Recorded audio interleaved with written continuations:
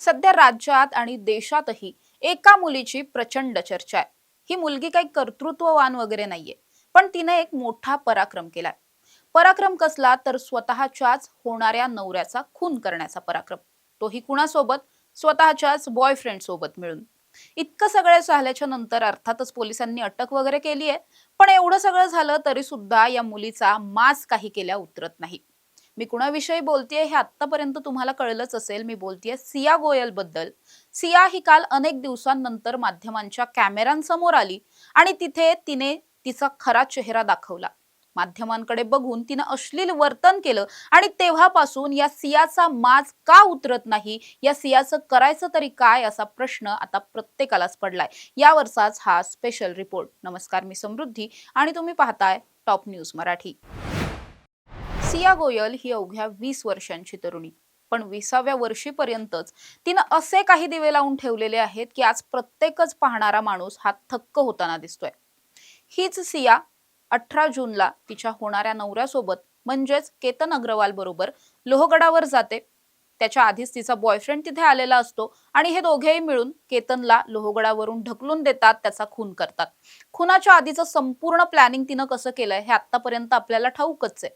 आणि हे प्लॅनिंग इतकं मायक्रो प्लॅनिंग होतं, इतकं बारकाईनं सगळ्या गोष्टी या सगळ्यामध्ये लक्षात ठेवून केलेल्या होत्या की आतापर्यंत पोलिसांना या दोघांच्या विरोधामध्ये मजबूत पुरावेच सापडत नाहीयेत।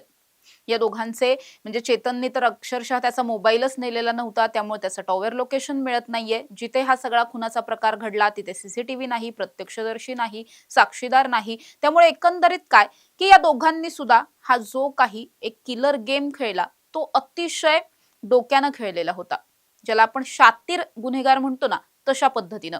आणि विशेष म्हणजे दोघांची फॅमिली बॅकग्राऊंड मध्ये तसे गुन्हेगार वगैरे कोणीच नाहीयेत, पण हे दोघेच असे कसे काय निघाले असा एक खूप मोठा प्रश्न पडतोय। आता चेतनचा विषय थोड्या वेळासाठी आपण सोडून देऊयात, मात्र सिया गोयल काल अनेक दिवसांनंतर माध्यमांच्या कॅमेऱ्यांसमोर आली। काल सियाला पोलिसांनी तिच्या घरी नेलेलं होतं। खरं तर 3 ठिकाणी तिला नेण्यात आलं आणि तिथे पोलिसांनी पंचनामा केला। सियाला पोलिसांनी सगळ्यात पहिल्यांदा घरी नेलं। घरी नेल्याच्या नंतर तिच्या कुठल्याही कुटुंबाशी वगैरे तिला सदस्यांशी कुणाशी बोलता वगैरे आलेलं नाही। पोलिसांनी थेटपणे तिला तिच्या रूम मध्ये नेलं, तिच्या रूम मधून काही गोष्टी जप्त वगैरे केल्या। आतापर्यंत जे काही कळतंय त्यानुसार सियाचे काही कपडे पोलिसांनी जप्त केलेत।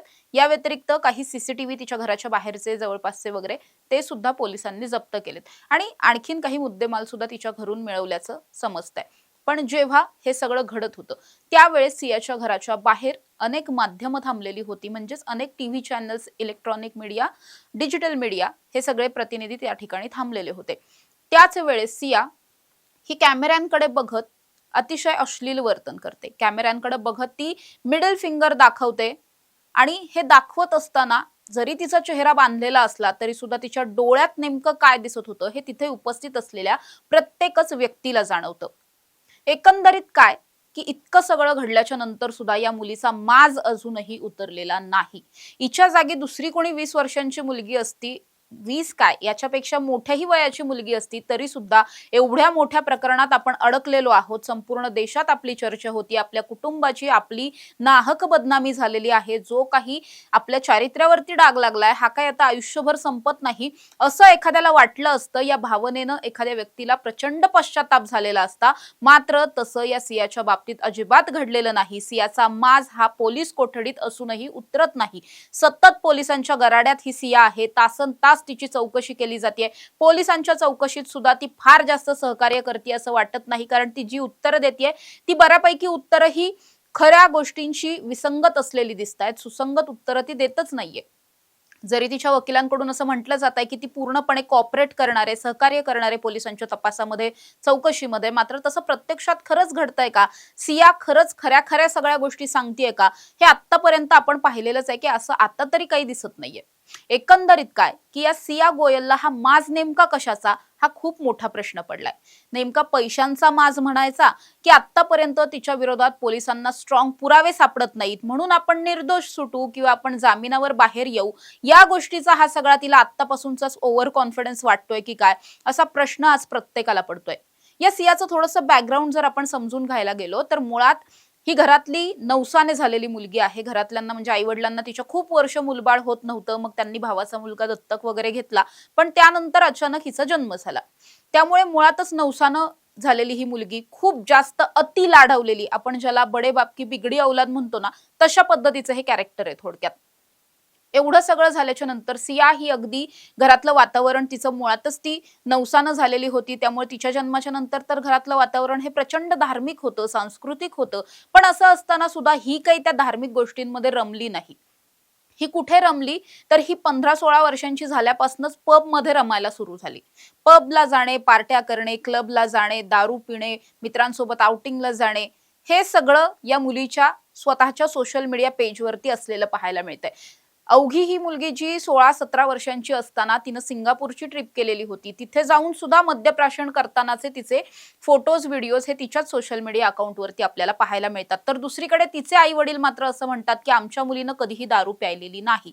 आमची मुलगी पार्ट्यांना जायची, पण तिला कुठलंही व्यसन नव्हतं. आता तिला कोणती व्यसनं होती, नव्हती, काय जे काही असेल व्हॉटएव्हर ते स्वतः तिच्याच अकाउंटला तिनेच पोस्ट केलेलं पाहायला मिळतंय.